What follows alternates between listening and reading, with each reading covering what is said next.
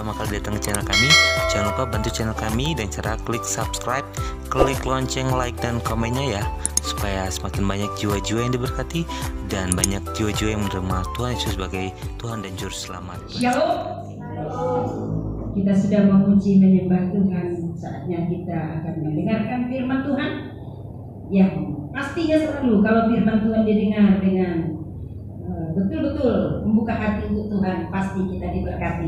Kita akan membaca firman Tuhan yang terambil dari Filipi 4 ayat 2 sampai dengan 9. Karena di firman Tuhan ini dikatakan nasihat terakhir berarti penting dan sangat penting sekali. Mengapa penting? Dikatakan di ayat 3b tadi dikatakan ini firman ditujukan kepada mereka yang nama-namanya tercantum dalam kitab kehidupan. Berarti ada peringatan buat setiap umat Tuhan yang walaupun engkau sudah terima Yesus, engkau percaya Yesus, dan engkau sudah terima kepastian sorga, ada peringatan Tuhan berikan lewat firman Tuhan ini. Apakah itu? Dikatakan di ayat 5, hendaklah kebaikan hatimu diketahui semua orang. Sebab apa? Tuhan sudah dekat.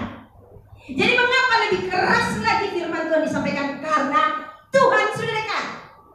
Yesus sudah mau datang. Tanda-tandanya sudah banyak bukan? Dan mungkin ada banyak orang yang sudah jenuh mengatakan, tanda-tanda seperti itu sudah sering terjadi. Gempa bumi, tsunami, dan contoh-contoh yang lain sudah sering terjadi. Saudaraku yang dikasih Tuhan, pandemi yang sekarang ini kira-kira sudah sering terjadi? Ini pertama sekali terjadi di muka bumi.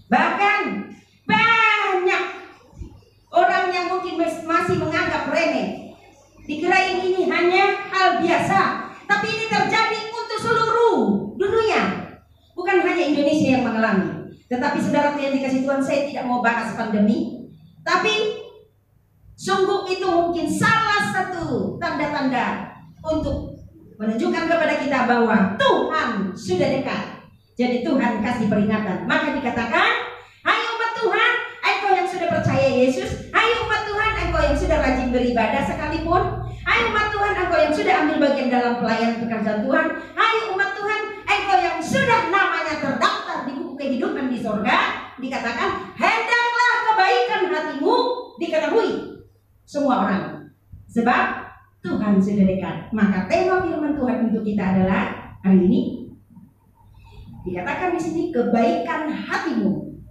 Jadi temanya buat kita adalah hati yang berkualitas. Amin. Hai umat Tuhan, engkau sudah terima Yesus?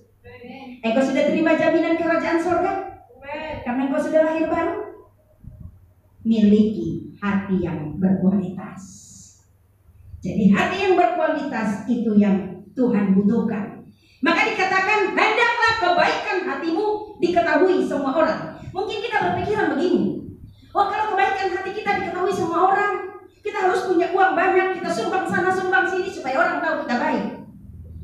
Ketika ketemu dengan orang, kita harus senyum sana senyum sini supaya orang tahu kita berbuat baik, supaya orang tahu bahwa dia itu orang baik. Saudaraku yang dikasih Tuhan, kalau kesana pemikiran kita, yang terjadi nanti adalah pencitraan di depan orang seolah-olah baik, padahal belum tentu baik. Tapi firman Tuhan ini bukan bicara tentang kebaikan-kebaikan yang pada umumnya dilakukan oleh banyak orang di luar sana. Tapi yang dimaksud di sinilah hendaklah kebaikan hatimu. Baik antonimnya adalah buruk. Baik sinonimnya adalah bagus. Baik sinonimnya adalah, kalau kita serap pakai bahasa Inggris apa? Kualitas. Baik artinya berarti berkualitas. Apanya yang berkualitas? Kita ulang baca ayat 5 ini. Hendaklah kebaikan diganti dengan kualitas. Hendaklah kualitas hatimu diketahui semua orang. Jadi yang perlu diketahui semua orang, kualitas hati kita, bukan seberapa banyak bukan berarti dalam tanda petik kita tidak perlu berbuat baik. Tapi yang dimaksud firman Tuhan ini, hendaklah kualitas imanmu diketahui semua orang. Kalau kau mengatakan aku percaya Yesus, aku sudah terima jaminan sorga, kualitas hatimu di mana? Ketika terima tantangan sedikit, ciut. Ketika ditegur sedikit, ngambek. Ketika dapat masalah sedikit, mungkin clash dengan teman pelayanan, langsung mutung. Langsung berkata, goodbye Tuhan Yesus. Kalau begini banyak masalah, tantangan, persoalan, aku sudah tidak kuat.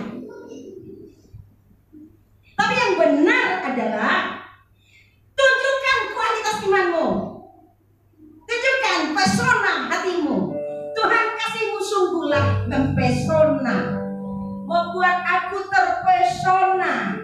Tuhan kuasamu sungguh menggetarkan hatiku. Apa maksudnya saudara yang dikasih Tuhan? Terima kasihnya Tuhan, terima cintanya Tuhan, membuat hati kita bergetar.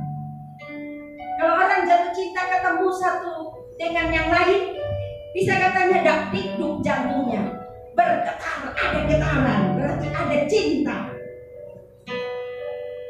Ya, saudara yang dikasih Tuhan lebih dari itu. Ketika kita mengingat kasih Tuhan, kita semakin terpesona, bangga dengan Yesus. Amin. Kasih Yesus tidak ada tandingannya, tidak ada bandingannya. Jadi saudaraku yang dikasih Tuhan, seharusnya kita bangga. Maka dikatakan di firman Tuhan tadi, yang nama-namanya tercantum dalam kitab kehidupan, dikatakan, hendaklah kebaikan hatimu diketahui semua orang, Tuhan sudah dekat. Kebaikan hati sama artinya dengan hati yang baik. Hati yang baik sama artinya dengan hati yang berkualitas. Hatimu yang berkualitas harus dilihat, harus diketahui semua orang. Jadi kita bicara tentang hati. Saudaraku yang dikasih Tuhan, ada banyak orang datang pada Yesus tidak pakai hati. Apakah kita datang sama Tuhan tidak pakai hati? Pakai hati apa enggak? Engkau mengasihi Tuhan, tapi kau katakan aku enggak pakai hati. Kalau betul-betul mengasihi Tuhan harus pakai hati. Tidak bisa ikut Tuhan tidak pakai hati. Kalau tidak pakai hati kosong. Lagu yang zaman dulu dikatakan, kau datang dan pergi sesuka hatimu. Kamu datang ibadah, kamu pulang dari ibadah tidak dapat apa-apa karena tidak pakai hati. Begitu juga kalau pakai hati tidak sepenuhnya datang sama Tuhan. Lalu umat Tuhan yang ada di sini juga yang ada di rumah, kalau tidak sepenuh hati datang sama Tuhan, salah satu contoh-contoh yang dekat kita lihat adalah di situ mulai firman Tuhan disampaikan, mulailah roh ngantuk menguasai. Ngantuk, tidur dan tidurlah, tidurlah dan tidurlah. Kalau kita datang kepada Tuhan, pasti kita pulang dari tempat ini kita membawa sukacita, men. Itu bukan masalah ngantuknya ya. Jadi yang ngantuk jangan tersinggung. Kalau tersinggung sama Tuhan Yesus, amin. Berarti Tuhan Yesus baik, dia singgung kan? Jadi kalau kita datang sama Tuhan dengan hati, wow, luar biasa, nggak ada yang kurang, amin. Tapi kalau tidak pakai hati, ya ampun, semuanya rasa berat. Rajin beribadah bebannya nambah. Kenapa? Nggak pakai hati datang sama Tuhan. Itu sebabnya kata Tuhan, aku butuh hatimu. Aku nggak minta uangmu, aku nggak minta apa-apa dari kamu, tapi aku butuh hatimu. Masih ingat firman Tuhan, persembahan 2 peser dari seorang janda? Dia datang memberikan persembahan itu dengan hati, maka persembahannya dia lebih besar dari persembahan yang lainnya, karena dia datang dengan hati. Jadi ketika kita datang ke tempat ini, kita datang ke tempat ibadah, kita datang ke gereja, datang di hadirat Tuhan, bawa hatimu, jangan titipkan di tempat lain hatimu, datang bawa kepada Yesus supaya engkau terima kelegaan. Jadi kalau datang sama Tuhan harus pakai hati sepenuhnya 100%. Amin. Tapi kalau datang kepada orang lain atau dengan pasanganmu, engkau tidak pakai hati, itu no problem, amin. Tetapi kalau dengan pasanganmu yang sudah disatukan oleh Tuhan, yaitu suami dan istri, harus memang pakai hati, amin. Tapi kalau belum disatukan Tuhan, jangan pakai hati supaya engkau enggak stres, amin. Dengan suami pun, dengan istri pun, jangan sampai engkau lebih mencintai suamimu daripada Tuhan. Bisa stres kau, karena suami bisa mengecewakan, tapi Yesus tidak pernah mengecewakan.